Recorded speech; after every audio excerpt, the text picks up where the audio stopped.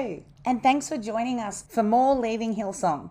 This is part 3 of Welcome Home. And happy holidays to you. Whatever you celebrate or don't celebrate, I hope you've been happy and that everybody's safe where they're supposed to be. Some of you will be having Boxing Day night. It's Kwanzaa today where I am right now in Sydney.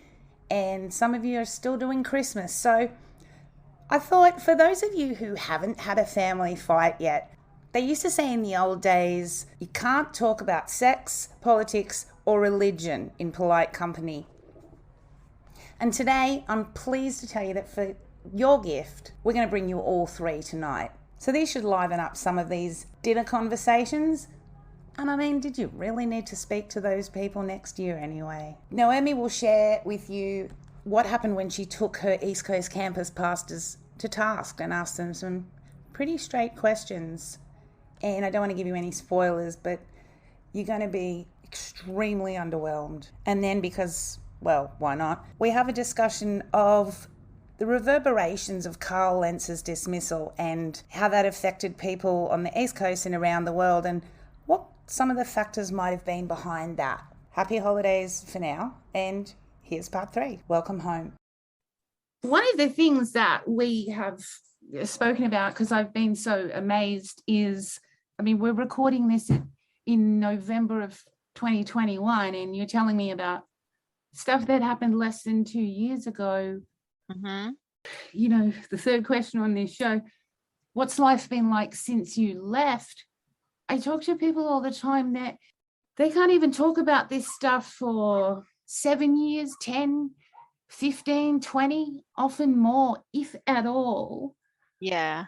How have you processed like all of that stuff in this short amount of time? Yeah. So after leaving, I was already going to therapy. Remember, I was going to therapy before when I had suicidal ideation.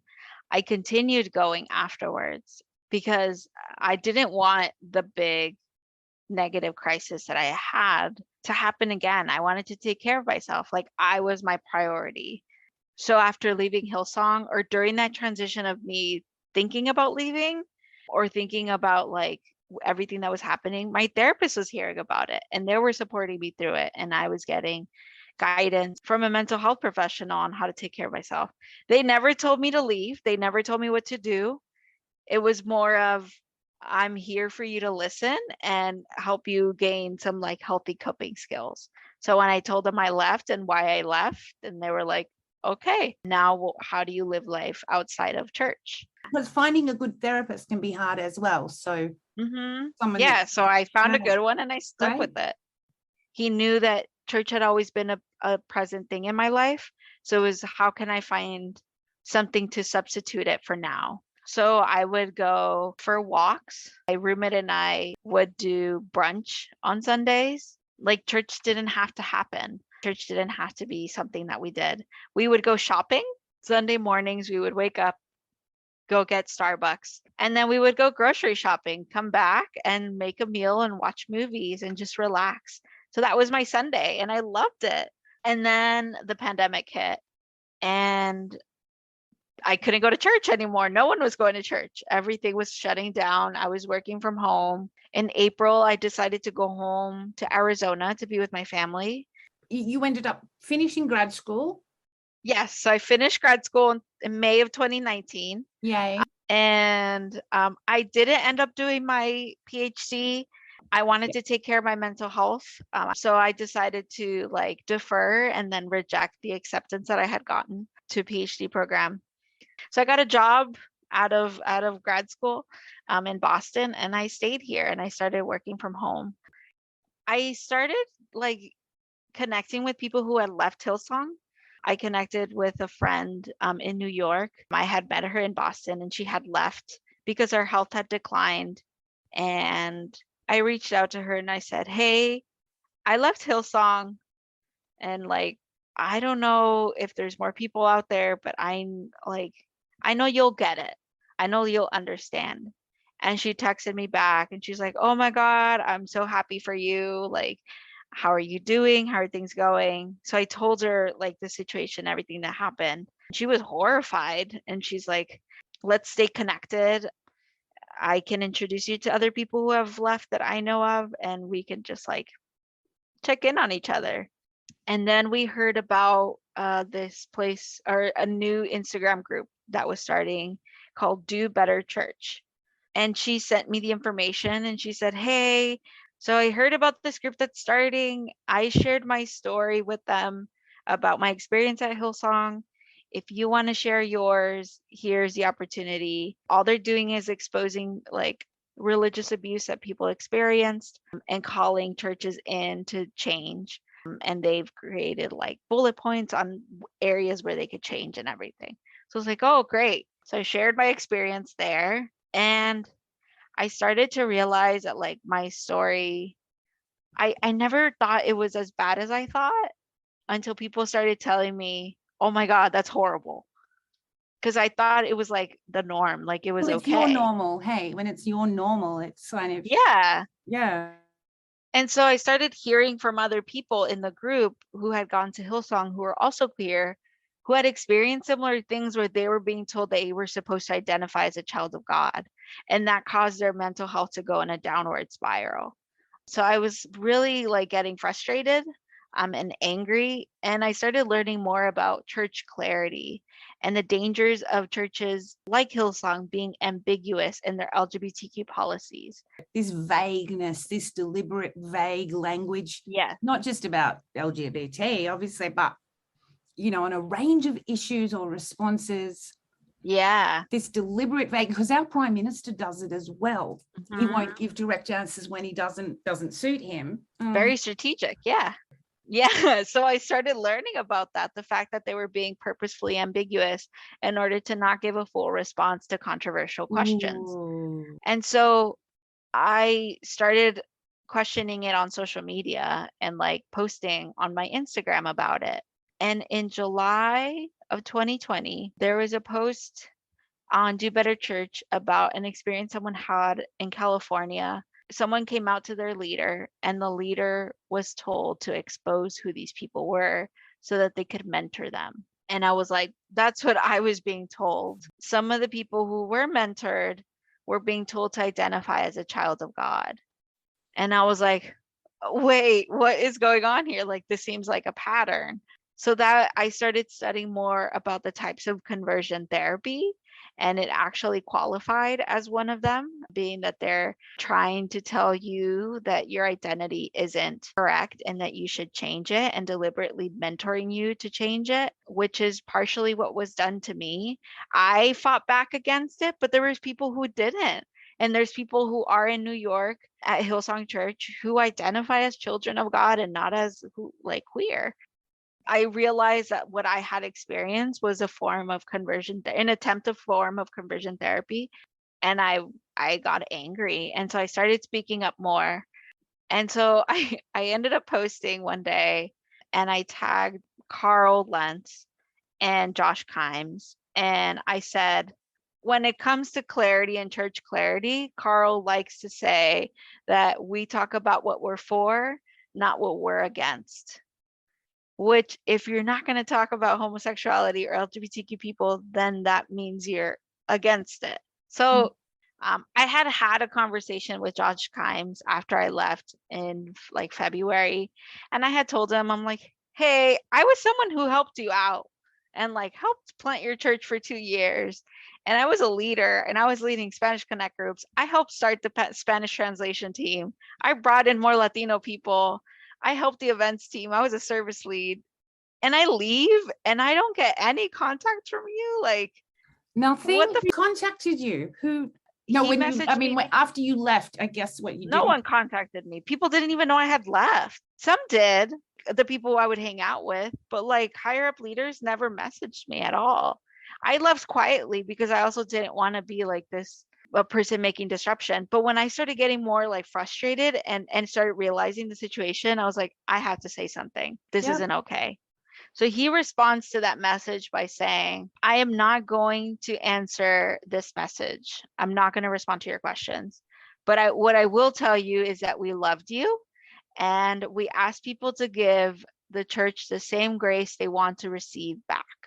Ooh, So he said, good luck finding a church that you agree with 100%. And that was like the end of it. And I responded to it and said, like, that's not what a pastor does, but like, whatever, peace out, bye. That's what I had said in February. Fast forward July 2020, I tag him in this post where I had tagged Carl, and I said, Josh Kimes, the campus pastor of Boston, didn't give me an answer. All he said was that they loved me and to give the church the same grace I expected in return. And that was it. And so I post that like 5 seconds later. Josh Kimes responds to me and says, you're lying. How could you say that? It was like really mean things. I responded at first with good day. I didn't want to respond at all. And then I kind of stood there and was like, no, you did tell me that. Why are you gaslighting me? So I went back and scrolled up and read the messages. And then I went back down and I responded to him and I said, no, actually, no, you did tell me that. If you scroll up, you can see it. You told me that you loved me and that to give the church the same grace in return. All I am trying to do is tell people the straightforward answer that you don't want to tell people. That Hillsong Church is a non-affirming church, that LGBTQ people are not fully welcomed and affirmed here. And he responded with like, again, the typical like, well, good luck trying to find a church that you agree with. It was just like things that were not acceptable in any way, that a pastor should never tell someone.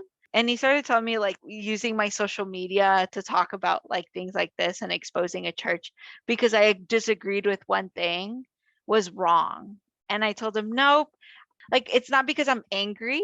It's because I'm warning people about the things that you don't want to say at all. And I was like, and thank you for helping me start deconstructing my faith, because I started asking more questions because I started pastoring myself instead of you pastoring me. It's just incredible how they can say something and you quote them on it and you still got it wrong. I mean, how did you feel when November hit of 2020 and suddenly Carl Lentz is no more? I got really mad at first because it was frustrating to see that someone who had told me that my sexual identity wasn't fully welcomed, that if I quote unquote acted upon it was a sin, to then go off and be having an affair. Like, seriously? There wasn't just the one affair either, right? There's no, there were most so much likely else. more, but it was just the frustration of like how that happened. And at the same time, I had questions around the fact that if he was even fired for that situation. Just, you've seen so many pastors in the evangelical church who've cheated on their wives and had affairs. None of them were fired. They were just like sent off to be somewhere else for some time until this whole PR thing went down, and then they were brought back. The fact that he was fired during a time when the US was going through a lot of racial tensions and through an election that was very contested with Joe Biden and Donald Trump, knowing clearly that Brian Houston supported one candidate over the other because he went to go visit him in the White House, and Carl Lentz was on the other side of things, that was kind of obvious that was going to happen. Lentz was clearly pro BLM. Yeah. And Brian, didn't just stop by the White House. He was going to get there if it was the last thing he did on earth. To be near Trump. So it wasn't as kind of sudden as they'd sold their house 5 days before he got fired. Yeah, they knew. Yeah. It was all planned. Nothing happens, like everything within Hillsong is very strategic. It wasn't just going to happen like that. And the biggest moneymaker for Hillsong to be fired, like not a good business move for Brian. So it's like, okay. It must have been pretty extreme to kill the golden goose. What did Brian say? There was honesty or something and morality and moral failures. That's the old moral failure. Yeah. So that's all that was sent, and it was sent during the election. So it took a long time to get the results of the elections. Everyone was so tense. The news, everyone would have their TV on all day, every day, counting like what state was going which way. And for it to come out during that week when it was so tense, like for Brian to announce it, like that was the worst thing you could do to a congregation. Everyone in the East Coast was like hit hard. They didn't tell anybody within the pastoral team what was going to happen. And they were receiving phone calls from people within Hillsong East Coast who were crying, not knowing what to do, and like who their pastor was. The country was going downhill. Like, what is happening? And the pastoral team didn't know how to respond to any of the situation because they weren't briefed on any of it. And there was people who quit the team and they were having like a hard time with their mental health because it was getting so intense. You know, that's kind of a deliberate kind of bombshell as well to. Yeah. So that happened in November. During that time, this is going to bring in media. So I was contacted by reporters to share my story. And I decided to share my story with a reporter from Business Insider and to put my name out there publicly, because I was at the point where I was like, someone needs to speak up. I was taught to like speak up for those who couldn't or didn't want to share their name. And if I was given this platform, like I'm going to use it to like say this isn't a safe space for queer people. I started getting a lot of responses from people from like Germany, Australia, people in Hillsong College saying, I'm queer and I'm really scared to come out. Like it was amazing to see the support and the responses, but it was also sad to see the situations that some people were in. There was a few things that happened on Twitter where like Brian responded negatively to the article saying that like the media told us to say it. And I responded back saying, nobody told me, no one's gossiping. Like I experienced it. And as soon as he saw that, that was like quoted in some articles, the tweet that he did and I responded to, and he immediately deleted it like a few minutes after the article was public. Someone has to tell me about screenshots eventually. Oh yeah. It kind of just went off, and I've been trying to speak up ever since on my social media platform, creating different posts and talking about it. I didn't realize that Hillsong Church wasn't a welcoming place or an affirming place for LGBTQ people until the end, until it was getting more difficult. And I thought I could help change it, but that wasn't my like the reality. And so now what I do is try to speak up and expose it. I still don't get how you get to be so resilient. You're so resilient. People are carrying it around for 20 years and still going, oh, I feel bad talking about it. So I wonder how we bottle what you have or just implement strategies for people that. Yeah, 2020 was still a difficult year. I ended up going to the hospital again, the psychiatric hospital again in 2020. After the article came out, there was just a lot happening. And I was getting also a lot of trolls, so people who create fake accounts messaging me.